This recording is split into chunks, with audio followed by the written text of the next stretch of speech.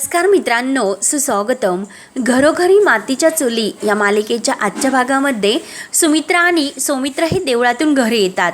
घरी आल्यानंतर सौमित्र आईला म्हणतो की आई, अगं मला तुझ्याकडून एक वचन हवं आहे की जसं तू माझ्याकडून एक वचन घेतलं की अवंतिकाला घरी घेऊन यावे म्हणून, तसेच तू सुद्धा जानकी वहिनीने नानासाठी जे निर्जली व्रत केलेले आहे ते व्रत तू तिला सोडण्यासाठी सांगावे.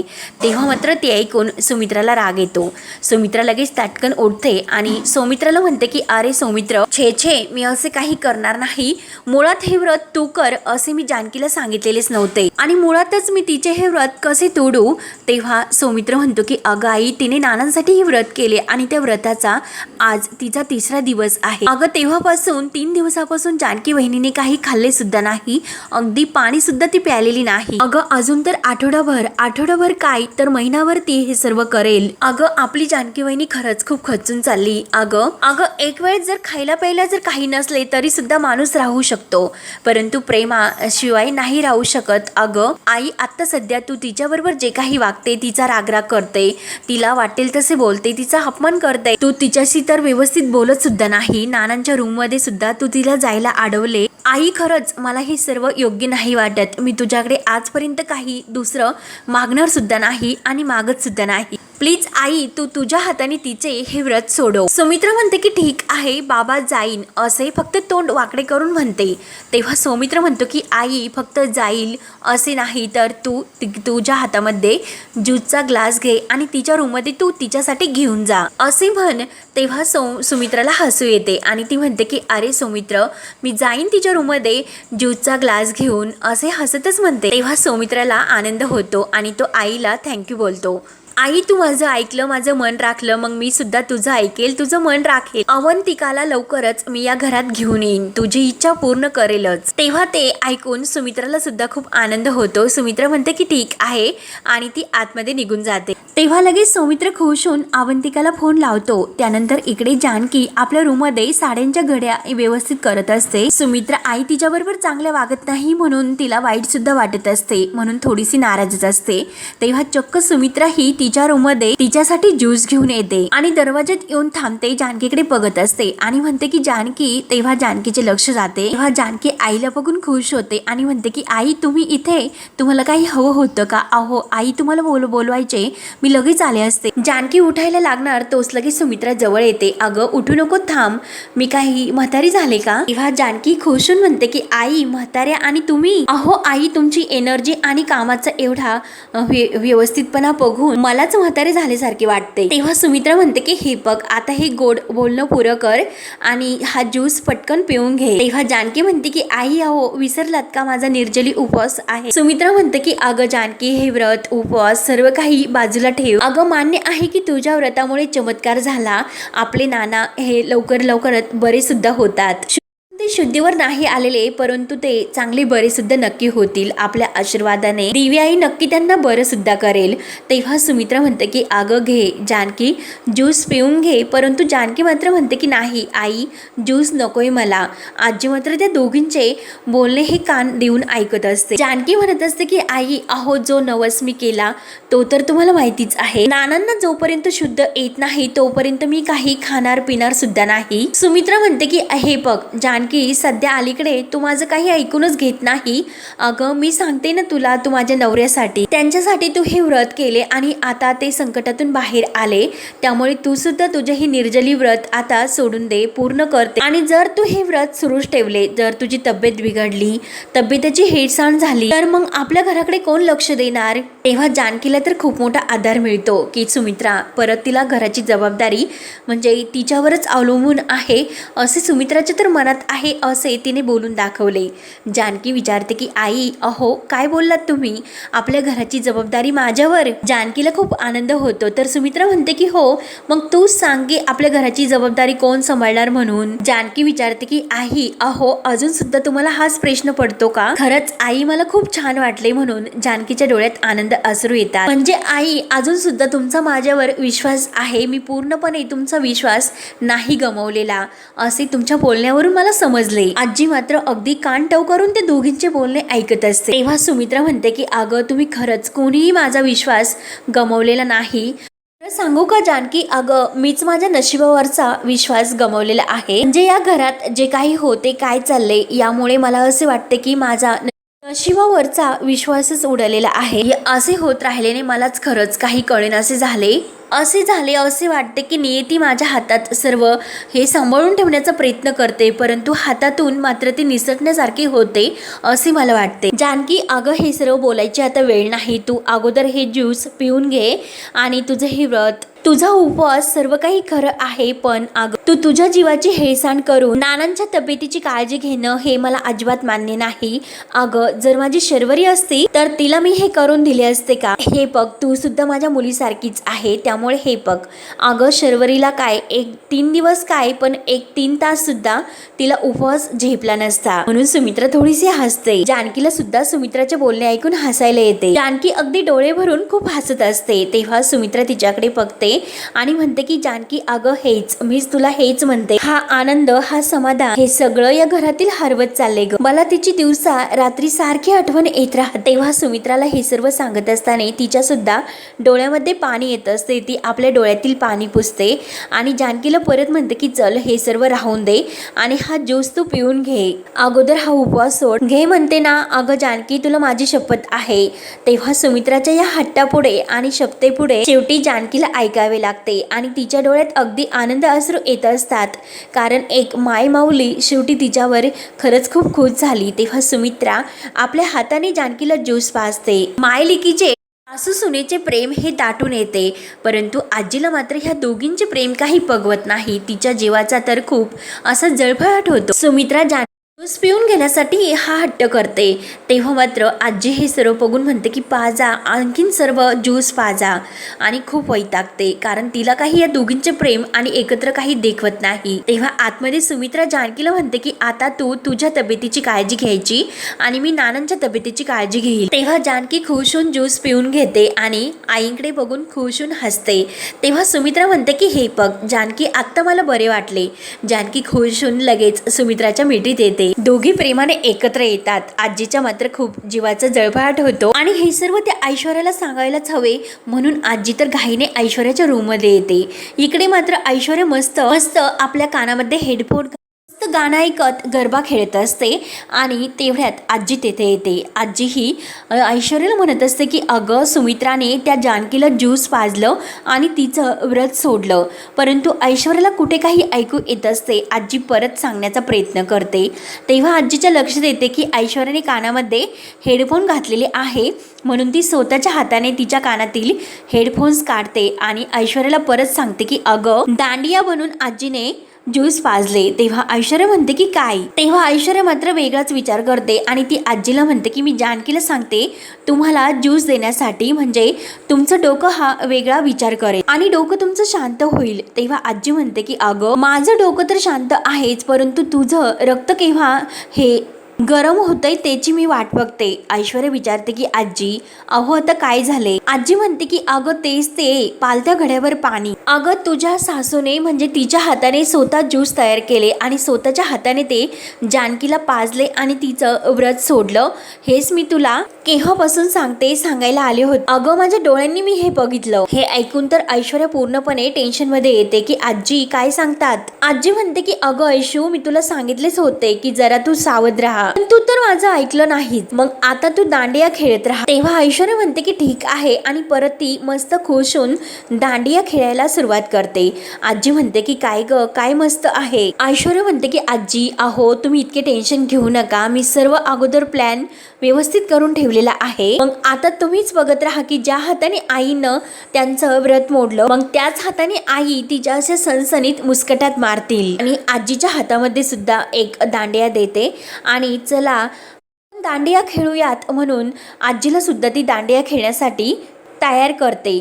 त्यानंतर इकडे जानकी ही ऋषिकेश आणि सौमित्र या दोघांना कॉफी देते. जानकी खूपच खुश असते आणि ती सौमित्रला म्हणते की सौमित्र भाऊजी, आईंनी अहो मला त्यांनी स्वतः ज्यूस केले, मला ज्यूस पाजले आणि आईंनी मला हे व्रत सोडवण्यासाठी सांगितले. ते ऐकून तर ऋषिकेश आणि सौमित्र या दोघांना खूप आनंद होतो. जानकी खुश होऊन म्हणते की शेवटी आईंचं प्रेम जिंकलं. खरं तर हे व्रत मला सोडायचे नव्हते, परंतु त्यांनी इतक्या प्रेमाने आग्रह केला म्हणून शेवटी मला त्यांचं ऐकावंच लागलं. त्यांनी मला शपथ सुद्धा घातली होती, त्यामुळे दुसरा कोणताही माझ्याकडे पर्याय नव्हता. सौमित्रा आणि ऋषिकेश एकमेकांकडे बघून हसत असतात. जानकी त्यांना इतकी खुश दिसते म्हणून त्यांना सुद्धा खूप आनंद होतो. तेव्हा जानकीचे त्या दोघांकडे लक्ष जाते. जानकी विचारते की अहो मी तुमच्याशी बोलते आणि तुम्ही दोघे जण का हसतात. तेव्हा ऋषिकेश म्हणतो की अगं काही नाही, आईच्या प्रेमावर कधीही माझा संशय नव्हता, का कुणास ठाऊक या सर्व मध्ये आपल्या वकील साहेबांचा म्हणजे सौमित्राचा मध्ये खूप मोठा हात आहे, हो की नाही सौमित्र. तेव्हा सौमित्र मात्र शांत असतो. सौमित्र फक्त हसतो. तेव्हा जानकी विचारते की काय सौमित्र भाऊजी, अहो तुम्ही आईकडे शब्द टाकला होता का माझा व्रत सोडवण्यासाठी. सौमित्र शांत असतो. तेव्हा जानकी विचारते की अहो वकील साहेब, मी तुम्हाला काय विचारते, माझ्या प्रश्नाचे उत्तर द्या. तेव्हा सौमित्र म्हणतो की वकील असण्याचा हाच मोठा प्रॉब्लेम आहे, खोटं काही बोलता येत नाही. म्हणून ऋषिकेश आणि सौमित्र खूप हसतात आणि सौमित्र उठून म्हणतो की यस वहिनी, अगं तुझी केस मीच लढलो, आईला मीच सांगितले होते की तुझं व्रत सोडवण्यासाठी. तेव्हा जानकी म्हणते की अहो काय, आणि ऋषिकेशला म्हणते की बघितलेस का, आणि सौमित्राला विचारते की सौमित्र भाऊजी अहो असे का केले तुम्ही. तेव्हा सौमित्र म्हणतो की कारण वहिनी मी तुझ्या डोळ्यात कधीही पाणी बघू शकत नाही, अगं तुला असे छान हसताना मला बघायचे होते, आणि तसेही या घरात फार काळ मी नसतो, आणि जेव्हा असतो तेव्हा या घराला प्रसन्न बघावेसे वाटते, त्या घराला मी उदास नाही बघू शकत, आणि या घरातील कुणाला सुद्धा मी असे नाराज नाही बघू शकत. तेव्हा जानकी ऋषिकेशला म्हणते की बघितलंस का, हे आहे का तुमचे धाकटे भाऊ, पण कसे मोठ्या भावासारखे त्यांनी सर्व व्यवस्थित समजावून घेतले. तेव्हा सौमित्र खुश होऊन म्हणतो की अगं वहिनी हे सुद्धा मी दादाकडूनच शिकलो. तेव्हा ऋषिकेश हसून विचारतो की अगं जानकी ऐकलेस का सौमित्र काय म्हणतो ते. तेव्हा सौमित्र म्हणतो की हे बघा, लहान असताना जेव्हा एखादी गोष्ट आईकडून घेण्यासाठी आम्ही सर्वजण अगोदर दादाकडे जायचो, आणि मग दादा आमची शिफारस घेऊन आईकडे जायचा, आणि आईला शेवटी येऊ म्हणून तयारच करा. ऋषिकेश म्हणतो की अरे सौमी, पण गोष्टी ह्या अगोदरच्या सारख्या नाही राहिल्या, पूर्णपणे आता बदलले आहे. आज माझ्या आणि आईचे भांडण झाले, या अगोदर कधी भांडण झाले तर आई तरी माझ्याकडे यायची, निदान मी तरी तिच्याकडे जायचो, पण आता मात्र आमच्या दोघांमध्ये एक असे अदृश्य अंतर तयार झाले. मला तेच कळत नाही की हे सर्व मी सॉल्व्ह कसे करू. तेव्हा जानकीला सुद्धा वाईट वाटते आणि ती सुद्धा शांत असते. तर सौमित्र जानकीकडे बघत असतो. सौमित्र विचार करून म्हणतो की हे बघ दादा, जेव्हा नाना आणि माझे भांडण झाले होते तेव्हा ती गोष्ट मला तू सांगितली होती, आणि आज मीच तुला ती गोष्ट सांगतो. सर्व काही एकदम सॉल्व्ह करायला तू जाऊ नको, थोडासा वेळ दे, म्हणजे सर्व काही नीट होईल. तेव्हा सौमित्र म्हणतो की चला आता वेळ झाली, मी आता निघतो. तेव्हा सौमित्र जायला निघणार तोच जानकी त्याला थांबवते आणि एकच मिनिट, अहो निघतो म्हणजे काय, कुठे निघालात तुम्ही. कारण त्याने सुद्धा सुमित्राला वचन दिलेले असते की जर तू तिचे वचन पूर्ण केले तर मी सुद्धा अवंतिकाला घरी घेऊन येईल. म्हणून तो जानकीला म्हणतो की वहिनी, मी तुझ्यासाठी जी काही आउट ऑफ कोर्टची जी सेटलमेंट केली त्यासाठी मला लास्ट तर थोडीशी द्यावीच लागेल. जानकी विचारते की अहो सौमित्र भाऊजी म्हणजे काय. तेव्हा सौमित्र सांगायला सुरुवात करतो की म्हणजे आईने तुझं हे व्रत सोडवलं तर मी अवंतिकाला घेऊन घरात येईल असे मी आईला वचन दिले होते. ते ऐकून तर जानकीला सुद्धा खूप आनंद होतो. जानकी विचारते की सौमित्र भाऊजी अवंतिकाला तुम्ही येथे घेऊन येतात. तेव्हा सौमित्र म्हणतो की हो, आईने तिला दिलेला शब्द पाळला, मग आता मी सुद्धा तिला दिलेले वचन पाळतो. तेव्हा ऋषिकेश म्हणतो की चल, मला सुद्धा थोडंसं बाहेर काम आहे, आपण एकत्र जाऊया. तेव्हा जानकी म्हणते की हो, रात्रीचा प्रवास आहे, गाडी सावकाश चालवा आणि पोहोचल्यावर फोन करा, आणि अवंतिकाला येथे घेऊन येताना मला अगोदर फोन करा. सौमित्र म्हणतो की हो वहिनी, आणि आता येतो मी. तेव्हा ऋषिकेश आणि सौमित्र निघून जातात, आणि तेवढ्यात जानकी ही खुश असते. तर गुलाबदादा काही त्या वाळत घातलेले कपडे हे साड्या घेऊन येतात आणि जानकीला विचारतात की अहो वहिनी, हे सर्व कपडे मी घेऊन आलो, पण आता हे कपडे कुठे ठेवू. तेव्हा जानकी म्हणते की अहो तिकडे कपाटात ठेवा. तेव्हा गुलाबदादा जायला निघतात, तर जानकी पुन्हा थांबवते आणि एक मिनिट गुलाबदादा, कारण जी आबोली कलरची साडी असते त्याकडे जानकीचे लक्ष जाते. तेव्हा जानकी विचारते की अहो गुलाबदादा, ही साडी तर आबोली कलरची इस्त्री करून आणली होती, मग ही धुण्यात कशी आली. तेव्हा गुलाबदादा सुद्धा म्हणतात की अहो वहिनी, हाच विचार मीच करतो की ही साडी धुवायला नव्हती, मग ती वाळत कशी घातली गेली. तेव्हा जानकी सुद्धा विचारत पडते, आणि वाळत मला सुद्धा नाही आठवत गुलाबदादा, नक्की ही साडी इकडे आली कशी. तेव्हा जानकी गुलाबदादांना त्या सर्व कपडे आतमध्ये घेऊन जायला सांगते, परंतु जेव्हा गुलाबदादा आत जातात, परंतु जानकीच्या मात्र लक्षात येते की ऐश्वर्याच्या हातामध्ये ती एक बॅग होती. तर तिने जानकीने विचारलेले असते की यात काय आहे. तेव्हा मात्र ऐश्वर्या म्हणलेली आहे की अगं यात साप आहे. सर्व काही लक्षात येते. त्यानंतर ऐश्वर्या ही हॉस्पिटलमधील ऑर्डर बॉयला घरी घेऊन येते आणि तो घरात येतो. सुमित्रा म्हणते की अगं हे कोण? तेव्हा लगेच तो म्हणतो मी सदानंद माने. तेव्हा ऐश्वर्या म्हणते की हो आई, हे सिटी हॉस्पिटलमधील सदानंद माने ऑर्डर बॉय. आणि जेव्हा तुम्ही मला आणि जानकी वहिनींना नानांच्या रूममध्ये येण्यासाठी अडवले, तुम्ही आम्हाला या रूममध्ये येऊ नका असे सांगितले. जर मी नानांच्या रूममध्ये जर नाही आले तर मग नानांच्या तब्येतीचे कसे होणार? आणि जर मी इकडे आले नाही तर सर्व नानांच्या तब्येतीचा हा ताण तुमच्यावर पडेल आणि तुम्हाला सुद्धा खूप त्रास होईल. म्हणून मी सिटी हॉस्पिटलमधून एका ऑर्ड बॉयला इथे घेऊन आले. तेव्हा सदाभाऊ तर हे फक्त मोबाईलमध्ये बघण्यात मग्न असतात. तेव्हा ऐश्वर्या म्हणते की अहो सदाभाऊ, फक्त मोबाईल नाही, पेशंटवर सुद्धा तुम्हाला लक्ष द्यावे लागेल. तेव्हा सदाशिव भाऊ म्हणतात की अहो ताई साहेब, तुम्ही तर टेन्शन घेऊ नका, इथे तर मी फुल टाइम असणार आहे आणि तुम्ही पेशंटची अजिबात काळजी करू नका. मी दिवसभर यांना बघेल आणि रात्री तर माझ्या मोबाईल मध्ये मी रील्स बघेल आणि जोरजोराने हसत असतो. सदा विचारतो की तुम्हाला हे सर्व चालेल का? तेव्हा मात्र आजी ही काही मध्ये बोलणार. लगेच म्हणते अगं आयशू, तू मात्र हे काम अगदी छान केलेस. अगदी बोलका बाहुला तू घरात घेऊन आलीस. हा जर घरात असला तर नानासाहेब मात्र लवकरात लवकर बरे होतील, फिरायला सुद्धा लागतील. आणि सुमित्रा, अगं बघितलेस का ऐश्वर्या नानांची किती काळजी घेते, खरंच किती गुणांची आहे ना ती. अगं तिला तुझी नानासाहेबांची किती काळजी आहे. तेव्हा सुमित्रा ही सदाला विचारते की तुम्हाला या अगोदर कामाचा काही अनुभव आहे का? म्हणजे तुम्ही असे पर्सनल पेशंट सांभाळलेले आहेत का? तेव्हा सदा म्हणतो की अहो ताई, तुम्ही कशाला काळजी करतात? मला या कामाचा चांगला अनुभव आहे आणि मी पेशंटला बरा करूनच सोडतो, परंतु नंतर मात्र एक प्रॉब्लेम होतो. अहो पेशंट तर मला सोडत नाही आणि एकदा काय झाले ते मी तुम्हाला सांगतो. आजी मात्र तोंड दाबून हसत असते, कारण सदा तर तशी ऍक्टिंग आणि त्यांना हसवण्याचा प्रयत्न करत असतो. तेव्हा मात्र ऐश्वर्या म्हणते की ओके, तुम्हाला जे काही म्हणायचे ते आम्हाला कळले आणि आई, उद्या हे सदाशिव भाऊ नक्की येतील, आपल्या नानांची ते नीट व्यवस्थित काळजी घेतील. तेव्हा मात्र जानकीला लक्ष देते की ऐश्वर्या इकडे आहे, म्हणून तिला असे वाटते की ऐश्वर्या आता इकडे आहे, मग आता या संधीचा फायदा घेऊन हीच ती वेळ आहे की ऐश्वर्याच्या रूममध्ये ती साडी नेऊन ठेवण्याचा. आणि ती कपाटामध्ये साडी ठेवून देते. अगं ऐश्वर्या, एरवी हे खरंच मी केले नसते, परंतु तू ते तसे करण्यात मला भाग पाडते. तू जसे वागते त्यामुळे मला हे सर्व करावेच लागते. आतीची माती ही व्हायलाच हवी. तेव्हा इकडे ऐश्वर्या ही सदाभाऊंना म्हणते की अहो तुम्हाला तर काही सांगायची गरज नाही, आमच्या नानांची तुम्ही व्यवस्थित काळजी घ्या, आम्ही तर सतत येथे असू, पण तुम्ही मात्र आमच्या नानांना केअरफुली हँडल करा. तेव्हा सुमित्रा म्हणते की अगं ऐश्वर्या, त्यांचे कामच ते आहे. आणि सदाभाऊंना म्हणते की तुम्ही उद्यापासून यायला सुरुवात करा, बाकीची सर्व काम मी तुम्हाला समजावून सांगेल. तेव्हा सदाभाऊ हे हसून हो हो म्हणतात आणि निघून जातात. तेव्हा ऐश्वर्या आणि आजी एकमेकींना खुणावतात. तेव्हा ऐश्वर्या लगेच सुमित्राला म्हणते की आई, अहो मी आलेच, तुम्हाला जर काही लागले तर मला आवाज द्या. तर ऐश्वर्या बाहेर जाण्याचे नाटक करते, परंतु आजीला मात्र खुणावून जाते.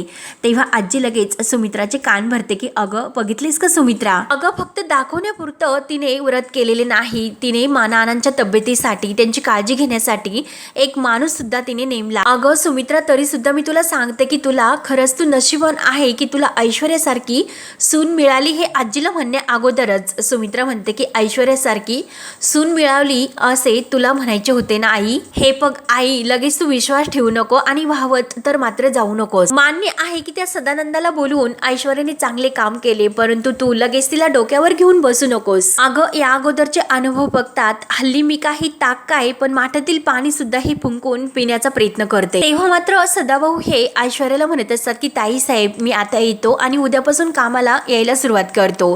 तेव्हा मात्र सदाभाऊ निघून जातात, परंतु जानकी मात्र ही जेव्हा खाली येते तर सदाभाऊंकडे तिचे लक्ष जाते.